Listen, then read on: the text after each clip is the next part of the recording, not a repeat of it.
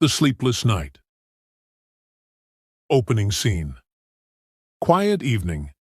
Silence was like the world forgot to breathe in. 10:30 p.m. had come and gone, but night was only just beginning for Emily. She lay in her bed, looking at the ceiling, her eyes wide open. She hadn't tried not to sleep. She had tried. There just seemed something tonight that was different. She checked her phone. No messages, no calls, nothing to disturb her peace.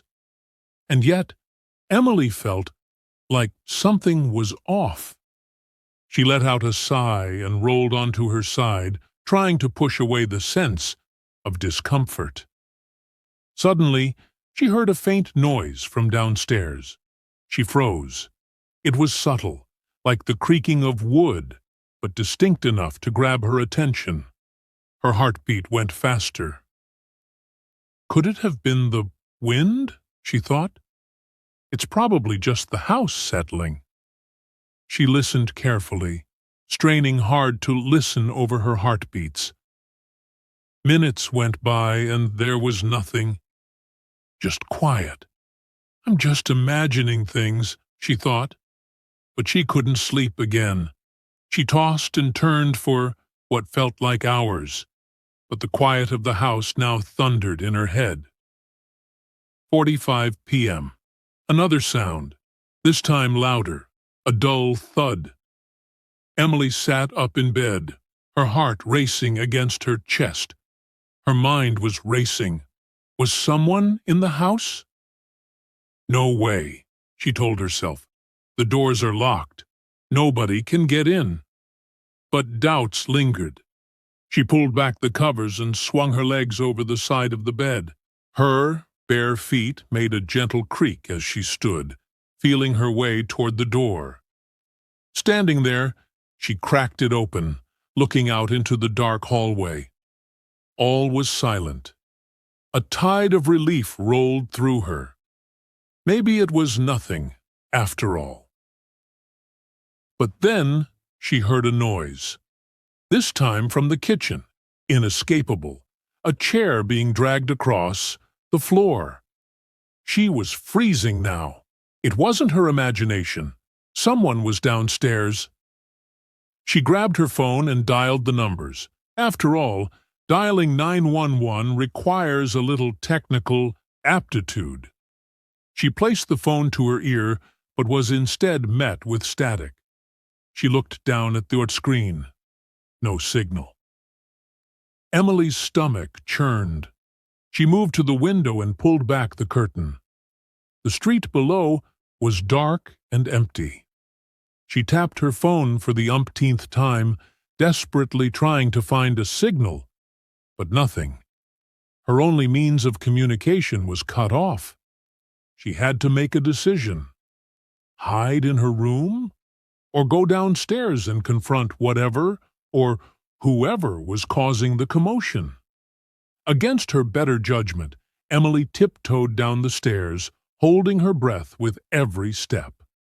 The crying house was eerily still, save for the faint hum of the refrigerator in the kitchen. She reached the bottom of the stairs and paused, listening. There was no more noise. Maybe they're gone, she thought, but the thought brought her little comfort. She moved silently toward the kitchen. The street lamp cast fitful beams through the window, barely lighting up the area with those long squiggles across the floor. She scanned the room, trying to see a movement. And then she did. The back door was open, a little open. Emily's heart sank.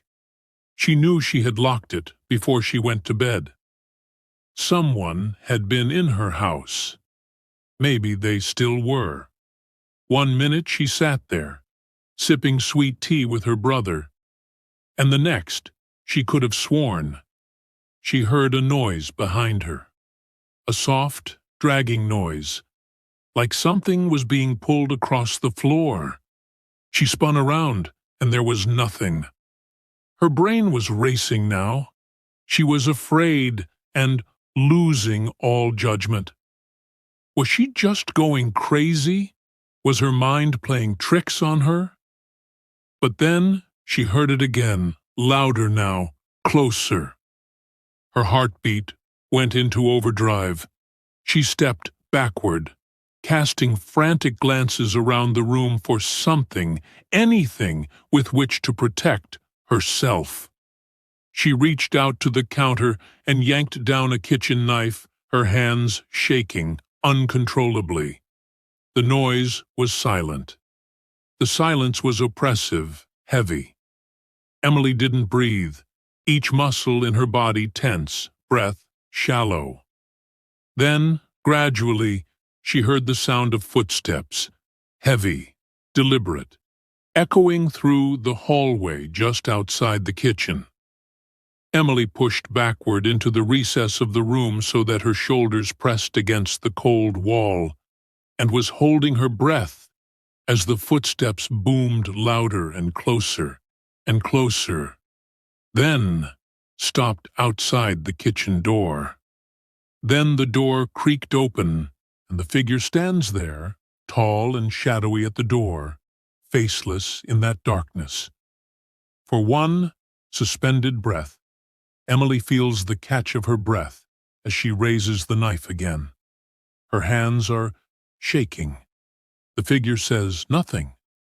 The figure moves not, just watches. For what seemed like a lifetime, neither stirred. The tension in the air was unbearable. And then, as quickly as it had appeared, the figure turned to leave. Footsteps echoed down the hallway and into silence. Emily didn't move for several minutes, her heart thrumming in her chest. Finally, she worked up. Enough nerve to look out of the kitchen window to see the hallway empty. Whoever or whatever it had been, it was gone. She closed the back door and checked that all the windows were tight. Her hands were still shaking, but she could feel her rush of adrenaline lessening, plunging her into plumb tiredness. As she climbed up to bed, the feeling didn't let up. It was as if something watched her from the corners. She crawled into bed, pushing the covers up to her chin, and she slipped away into sleeplessness once again. It was dragging through the night, with every tick of the clock sounding through in awful silence. Every creak of the woodwork and every howl of wind sent her heart racing. But still, no further. Footsteps came. No more strange noises. It already hurt at dawn when the sun started to rise.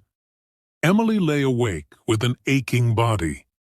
She had survived the night, but would never forget the terror she had lived. The sleepless night would haunt her for quite a long time. As the sun's rays peered through the curtains, Emily let out a long, shaky breath. The nightmare was over, at least for now.